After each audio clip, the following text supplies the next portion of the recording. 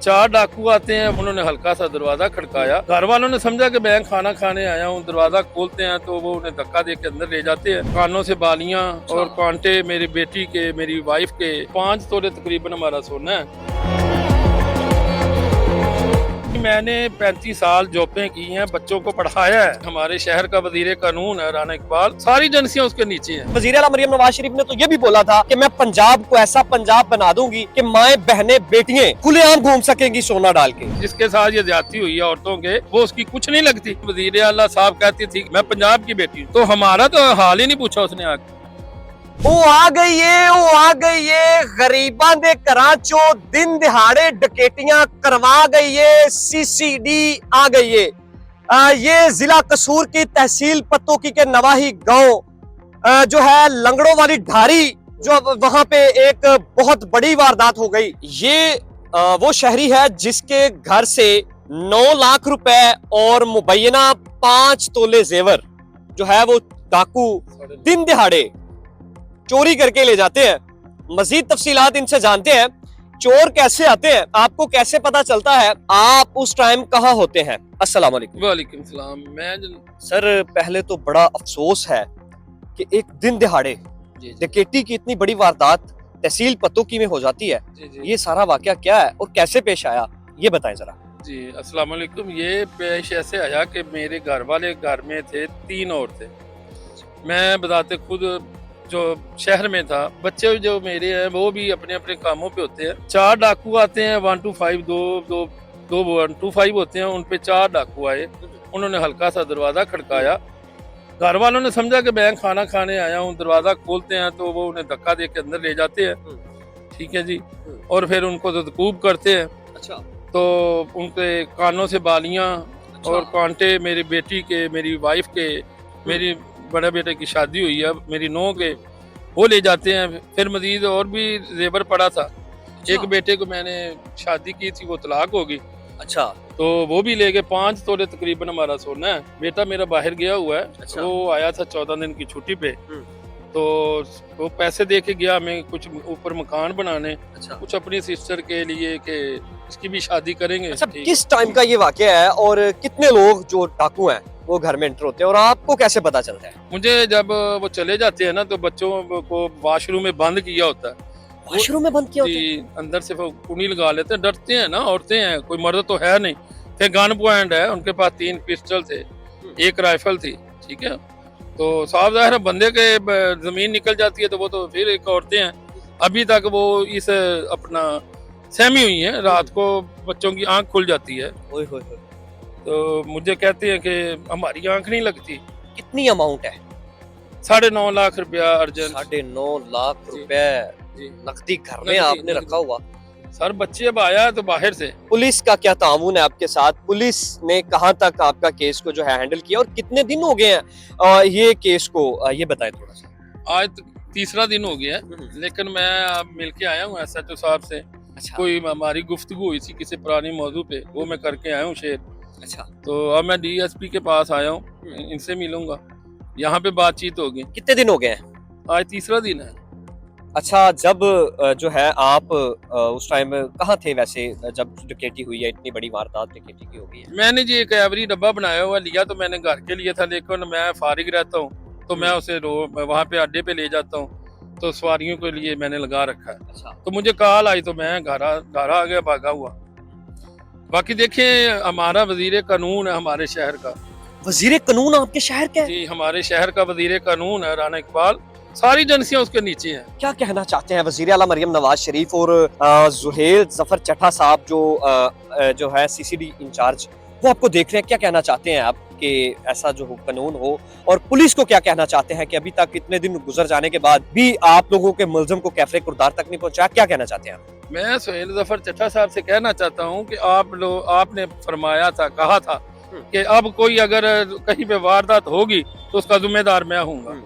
हमारी तो कोई किसी ने सुनवाई नहीं की। किस चीज की आपने जिम्मेदारी ली है? मैं तो नहीं समझता कि आपके पास कोई जिम्मेदारी है। अगर है तो फिर उसको मुझे दिखाएं, अवाम को दिखाएं, पता चले। वजीर आला मरियम नवाज शरीफ पंजाब की बेटी हैं। मुबैना आप कहते हैं कि 5 तोले जेवरात जो है वो घर से ले गए हैं। जी जी। क्या कहना चाहते हैं? वजीर आला मरियम नवाज शरीफ ने तो ये भी बोला था कि मैं पाकिस्तान पंजाब को ऐसा पंजाब बना दूंगी कि माएं बहनें बेटियां खुलेआम घूम सकेंगी सोना डाल के। क्या कहना चाहते हैं? देखिए जी, अगर वो खुले ये उसने बयान फरमाया है, हमारे साथ इतनी बड़ी ज्यादती हुई है, कहाँ पे है मरियम नवाज? वो भी उसकी जिसके साथ ये ज्यादती हुई है औरतों के, वो उसकी कुछ नहीं लगती। ये हमारे पाकिस्तान की अगर बेटी है तो मेरे घर आते पूछते हमें, हर मुकाम पे जाती, यहाँ पे आते उसे डर लगता है। अच्छा, आपने ये भी बात की है कि पुलिस वाले जो है वो कहते थे कि इतना पैसा आपने घर में रखा हुआ था, ये थोड़ा सा बात बताएं। देखिए जी, पहले तो ये है कि अभी मेरी बात खत्म नहीं हुई। वजीर आला साहब कहती थी कि पूरा पंजाब मेरा है, मैं पंजाब की बेटी हूँ, तो हमारा तो हाल ही नहीं पूछा उसने आके, किस चीज की बेटी है आप?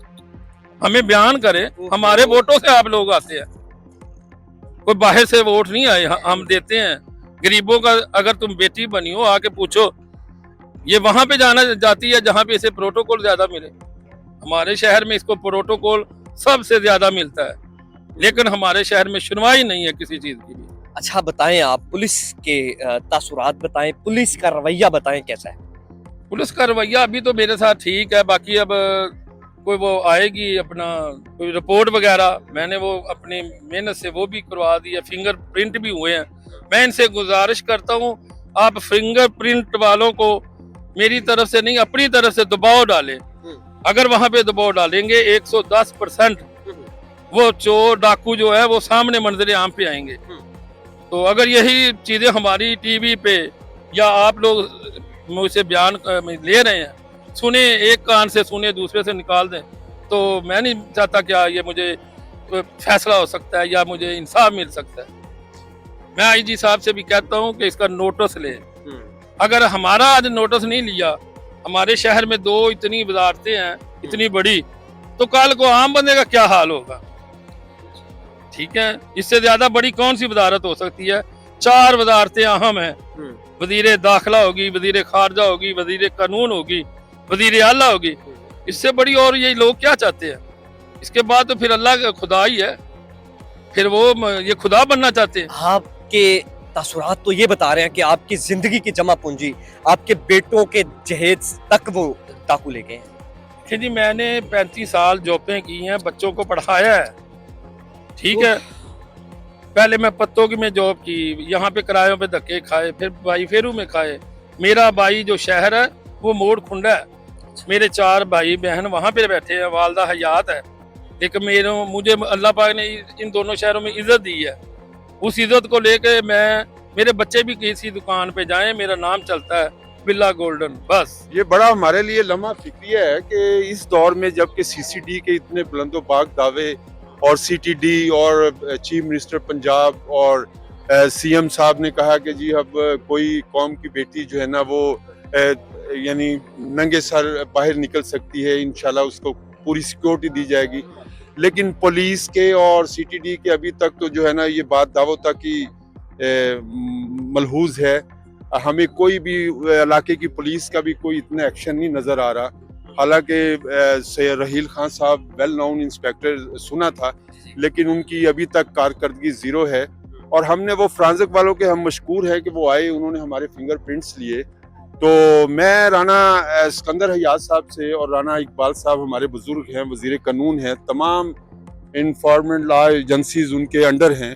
तो मैं नहीं समझता कि इतना बड़ा वाक़या हो और उनके लिए वो अच्छा नाम का सबब बने।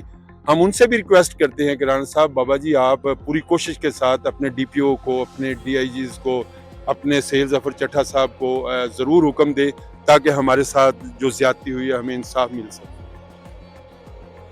जी, ये शहरी था जो उसी मोहल्ले में रहता है इस भाई के साथ, ये उसी घर के सामने इनका घर है। ये आपने इनके तासुरात जान ले हैं कि वजीर कानून भी इसी हल्के का है, वजीर कानून का भी वही शहर है और वजीर तलीम पंजाब राना सिकंदर हयात साहब का वो भी वही शहर है। कि ये सवालिया निशान तो बनता है